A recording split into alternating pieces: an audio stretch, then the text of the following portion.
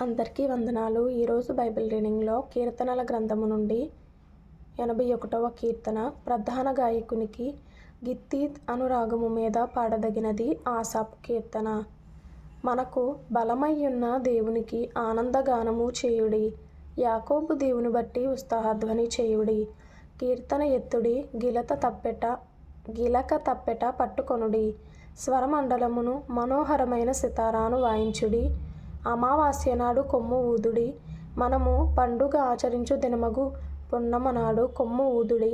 అది ఇశ్రాయేలీయులకు కట్టడ, యాకోబు దేవుడు నిర్ణయించిన చట్టము. ఆయన ఐగుప్తు దేశ సంచారము చేసినప్పుడు యోసేపు సంతతికి సాక్ష్యముగా దానిని నియమించెను. అక్కడ నేనెరుగని భాష వింటిని. వారి భుజము నుండి నేను బరువును దింపగా వారి చేతులు మోతగంపల నెత్తకుండా విడుదల పొందెను. ఆపత్కాలమునందు నీవు మొర్రపెట్టగా నేను నిన్ను విడిపించితిని. ఉరుము దాగు చోటులో నుండి నీకు ఉత్తరం ఇచ్చితిని. మెరీబా జలముల యొద్ద నిన్ను శోధించితిని. సెలా అంటే ఆగి ఆలోచించు అని అర్థము.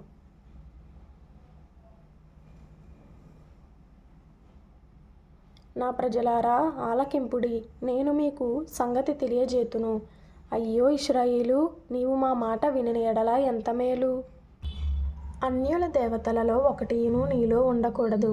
అన్యుల దేవతలలో ఒకదానికి నీవు పూజ చేయకూడదు. ఐగుప్తీయుల దేశములో నుండి నిన్ను రప్పించిన నీ దేవుడనగు యెహోవాను నేనే. నీ నోరు బాగుగా తెరువుము, నేను దాని నింపెదను. అయినను నా ప్రజలు నా మాట ఆలకింపకపోయిరి, ఇశ్రాయేలీయులు నా మాట వినకపోయిరి. కాబట్టి వారు తమ స్వకీయ ఆలోచనలను బట్టి నడుచుకొనున్నట్లు వారి హృదయ కాఠిన్యమునకు నేను వారిని అప్పగించితిని. అయ్యో, నా ప్రజలు నా మాట వినిన ఎడల, ఇశ్రాయేలు నా మార్గములను అనుసరించి నడిచిన ఎడల ఎంత మేలు. అప్పుడు నేను వేగిరమే వారి శత్రువులను అనగద్రొక్కుదును, వారి విరోధులను కొట్టుదును. యెహోవాను ద్వేషించువారు వారికి లొంగుదురు. వారి కాలము శాశ్వతముగా నుండును. అతి శ్రేష్టమైన గోధుమలను అనుగ్రహించి నేను వారిని పోషించుదును. కొండ తేనెతో నిన్ను తృప్తిపరచుదును. తరువాత యోహాను సువార్త 13వ అధ్యాయము. తాను ఈ లోకములో నుండి తండ్రి యొద్దకు వెళ్ళవలసిన గడియ వచ్చెనని యేసు పస్కా పండుగకు ముందే ఎరిగిన వాడై లోకములోనున్న తన వారిని ప్రేమించి వారిని అంతము వరకు ప్రేమించెను. అంతము వరకు అనగా సంపూర్ణముగా. వారు భోజనము చేయుచుండగా ఆయనను అప్పగింపవలెనని సీమోను కుమారుడగు ఇస్కరియోతు యూదా హృదయములో అపవాది సాతాను ఇంతకు ముందు ఆలోచన పుట్టించి ఉండెను గనుక తండ్రి తన చేతికి సమస్తము అప్పగించెననియు తాను దేవుని యొద్ద నుండి బయలుదేరి వచ్చిననియు దేవుని యొద్దకు వెళ్ళవలసి ఉన్నదనియు యేసు ఎరిగి భోజన పంక్తిలో నుండి లేచి తన పై వస్త్రము అవతల పెట్టివేసి ఒక తువాలు తీసుకుని నడుమునకు కట్టుకొనెను. అంతట పల్లెములో నీళ్లు పోసి శిష్యుల పాదములు కడుగుటకును తాను కట్టుకొని ఉన్న తువాలుతో తుడుచుటకును మొదలుపెట్టెను. ఇట్లు చేయుచు ఆయన సీమోను పేతురు వద్దకు వచ్చినప్పుడు అతడు, ప్రభువా, నీవు నా పాదములు కడుగుదువా అని ఆయనతో అనెను. అందుకు యేసు, నేను చేయుచున్నది ఇప్పుడు నీకు తెలియదు గాని ఇక మీదట తెలుసుకొందువు అని అతనితో చెప్పగా, పేతురు, నీవెన్నడును నా పాదములు కడుగరాదని ఆయనతో అనెను. అందుకు యేసు, నేను నిన్ను కడుగని ఎడల నాతో నీకు పాలు లేదనెను. సీమోను పేతురు, ప్రభువా, నా పాదములు మాత్రమేగాక నా చేతులు నా తల కూడా కడుగుమని ఆయనతో చెప్పెను. యేసు అతని చూచి, స్నానము చేసిన వాడు పాదములు తప్ప మరేమియో కడుగుకొననక్కరలేదు. అతడు కేవలము పవిత్రుడయ్యెను. మీరును పవిత్రులు కాని మీలో అందరూ పవిత్రులు కారనెను. తన్ను అప్పగించువానిని ఎరిగెను గనుక మీలో అందరూ పవిత్రులు కారని ఆయన చెప్పెను. వారి పాదములు కడిగి తన పై వస్త్రము వేసుకొనిన తరువాత ఆయన మరల కూర్చుండి, నేను మీకు చేసిన పని మీకు తెలిసినదా? బోధకుడనియు ప్రభువనియు మీరు నన్ను పిలుచుచున్నారు. నేను బోధకుడను ప్రభువును గనుక మీరిట్లు పిలుచుట న్యాయమే. కాబట్టి ప్రభువును బోధకుడునైన నేను మీ పాదములు కడిగిన ఎడల మీరును ఒకరి పాదములను ఒకరు కడుగవలసినదే. నేను మీకు చేసిన ప్రకారము మీరును చేయవలెనని మీకు మాదిరిగా ఇలాగు చేసితిని.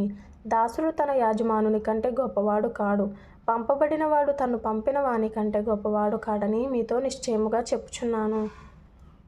పంపబడినవాడు అనగా అపోస్తలుడు.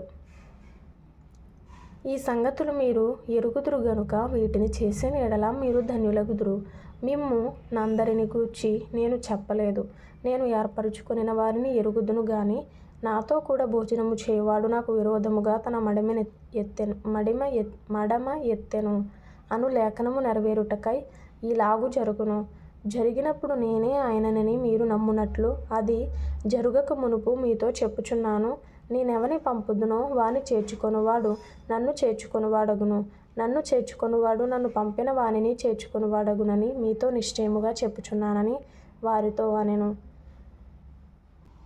యేసు ఈ మాటలు పలికిన తరువాత ఆత్మలో కలవరపడి, మీలో ఒకడు నన్ను అప్పగించునని మీతో నిశ్చయముగా చెప్పుచున్నానని రూఢిగా చెప్పెను. ఆయన ఎవరిని గూర్చి ఇలాగు చెప్పెనో అని శిష్యులు సందేహపడుచు ఒకరి తట్టు ఒకరు చూచుకొనుచుండగా, ఆయన శిష్యులలో యేసు ప్రేమించిన ఒకడు యేసు రొమ్మున ఆనుకొనుచుండెను. గనుక ఎవరిని గూర్చి ఆయన చెప్పెనో అది తమకు చెప్పుమని సీమోను పేతురు అతనికి సైగ చేసెను. అతడు యేసు రొమ్మున ఆనుకొనుచు, ప్రభువా, వాడెవడని ఆయనను అడిగెను. అందుకు యేసు, నేనొక ముక్క ముంచి ఎవనికిచ్చెదనో వాడే అని చెప్పి ఒక ముక్క ముంచి సీమోను కుమారుడగు ఇస్కరియోతు యూదాకిచ్చెను. వాడు ఆ ముక్క పుచ్చుకొనగానే సాతాను వానిలో ప్రవేశించెను. యేసు, నీవు చేయుచున్నది త్వరగా చేయమని వానితో చెప్పగా, ఆయన ఎందు నిమిత్తము అతనితో అలాగు చెప్పెనో అది భోజనమునకు కూర్చుండిన వారిలో ఎవనికిని తెలియలేదు. డబ్బు సంచి యూదా యొద్ద ఉండెను గనుక పండుగకు తమకు కావలసిన వాటిని కొనుమని అయినను బేదలకేమైనా ఇమ్మని అయినను యేసు వానితో చెప్పినట్టు కొందరు అనుకొనిరి.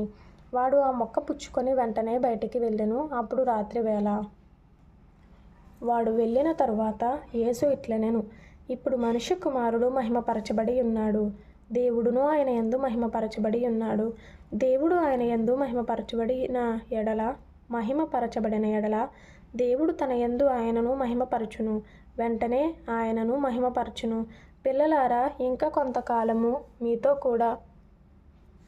కూడా ఉందును. మీరు నన్ను వెదకుదురు. నేనెక్కడికి వెళ్ళుదునో అక్కడికి మీరు రాలేరని నేను యూదులతో చెప్పిన ప్రకారము ఇప్పుడు మీతోనూ చెప్పుచున్నాను. మీరు ఒకరినొకరు ప్రేమింపవలెనని మీకు క్రొత్త ఆజ్ఞ ఇచ్చుచున్నాను. నేను మిమ్మును ప్రేమించినట్టే మీరును ఒకరినొకరు ప్రేమింపవలెను. మీరు ఒకని ఎడల ఒకడు ప్రేమ గలవారని ఎడల దీని బట్టి మీరు నా శిష్యులని అందరూ తెలుసుకొందురనెను. సీమోను పేతురు, ప్రభువా, నీవెక్కడికి వెళ్ళుచున్నావని ఆయనను అడుగగా, యేసు, నేను వెళ్ళుచున్న చోటికి నీవిప్పుడు నా వెంట రాలేవు గాని తరువాత వచ్చెదవని అతనితో చెప్పెను. అందుకు పేతురు, ప్రభువా, నేనెందుకు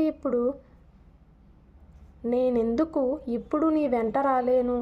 నీ కొరకు నా ప్రాణము పెట్టుదునని ఆయనతో చెప్పగా, యేసు, నా కొరకు నీ ప్రాణము పెట్టుదువా?